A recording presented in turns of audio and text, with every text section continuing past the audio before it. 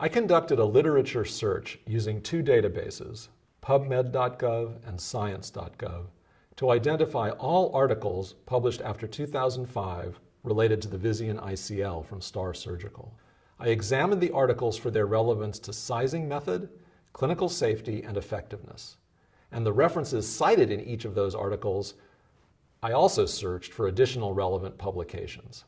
There are several methods for measuring a patient's anatomy and selecting a Visian ICL for that patient.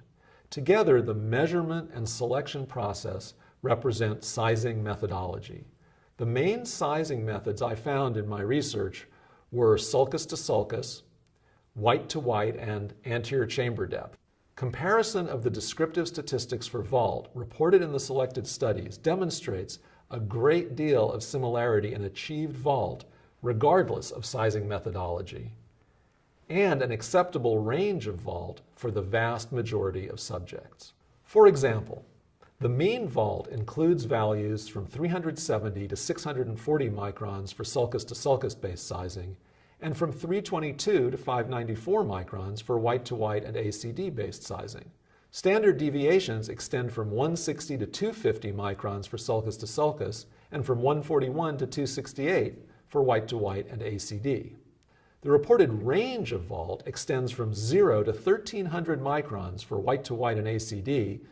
Alfonso et al. Reported both of these extreme values in their series of 452 eyes. For studies on sulcus to sulcus-based sizing, the reported range of vault is 80 to 1330 microns. Variability of vault within and among studies exists. Achieved vault based on sulcus to sulcus and white to white sizing methods are not statistically significantly different. Considering a conservatively safe range of vault from 250 to 1,000 microns and assuming a normal distribution of vault, 13% of sulcus to sulcus eyes would have vault between 0 and 250, and 0.5% of sulcus to sulcus eyes would have vault above 1,000 microns. Similarly, 16% of white to white eyes would have vault between 0 and 250 microns, and 0.4% of white to white eyes would have vault above 1,000 microns. This slide shows a graphic representation of the pooled vault data showing the relative congruence of achieved vault with white to white and sulcus to sulcus. In summary, no clinically meaningful or statistically significant difference in achieved vault differentiates white to white and sulcus to sulcus based sizing methodologies. In researching sizing methods, it becomes apparent that only a percentage of eyes with vault beyond any predefined range experiences vault-related adverse events. In addition, insufficient or excessive vault are recognized by the occurrence of specific adverse events. Interestingly, eyes with the same degree of vault do not necessarily experience these events. Therefore, the extremes of vault must be viewed as risk factors for adverse events, not as adverse events in and of themselves.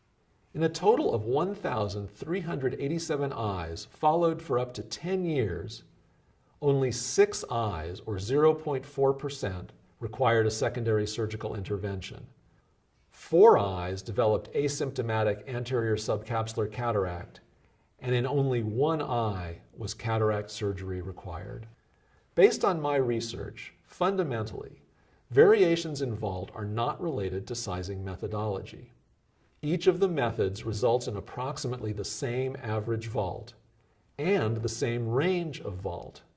I believe that variability of vault occurs because of intrinsic factors in the relationship of the ICL and the ciliary sulcus anatomy and physiology. Vault is not a constant. It changes with pupillary constriction and accommodation in the short term, and it also changes slowly over time as the crystalline lens ages. The flexibility of the ICL is an advantage because it minimizes impact on adjacent structures, such as the crystalline lens and the iris. But it also means that the ICL will rest somewhat differently in different eyes. For this reason, some variability in vault is desirable. The good news is that the ICL is very forgiving.